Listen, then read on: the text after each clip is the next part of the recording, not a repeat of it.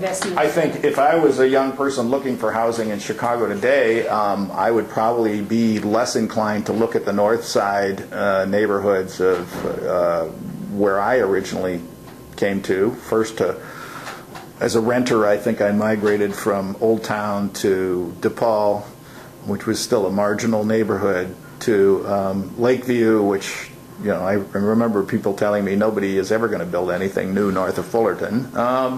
And I think today I would look to some of the south and southwest neighborhoods.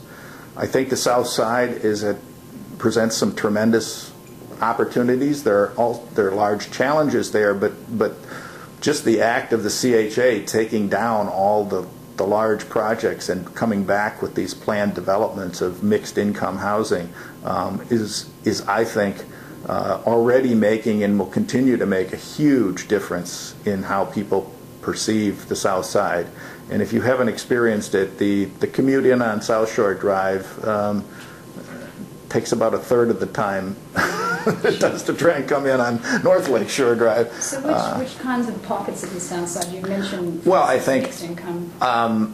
I think these mixed income developments really do present an opportunity for young people who are not afraid of a bit of risk.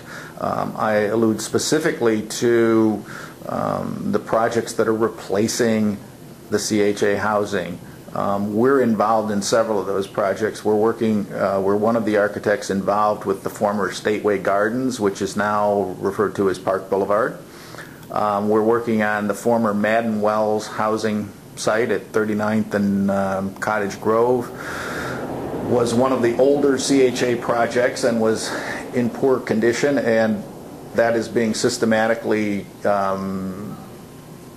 demolished and replaced with new housing. The first phases are already up. It's called Oakwood Shores, and there are new homes of varying sizes. There are condominiums, townhomes, and even single-family homes in those projects. If you go to the west side along Roosevelt Road, the Abla project is scheduled to include over 2,000 units of new housing, much of which is already started. Out Lake Street here, the former Horner Homes is being redeveloped.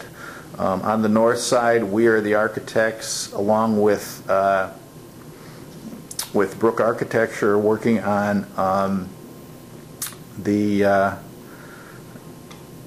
former Cabrini Green site, south of Division Street and west of the park at Orleans. That will cover 8 square blocks and contain about 900 units in townhomes and condominiums. So I think those projects in and of themselves represent a good opportunity, because in order to attract people to this mixed income concept, they are offering housing at somewhat below market prices. Additionally, the areas around those projects, I mean, obviously Cabrini, everything around it is already speculated, but in some of these other areas there are still good opportunities. And looking out the transportation lines, I think, makes a lot of sense. Specifically, if you go out the Orange Line, McKinley Park is an area that is attracting a lot of attention these days, where there's good housing stock.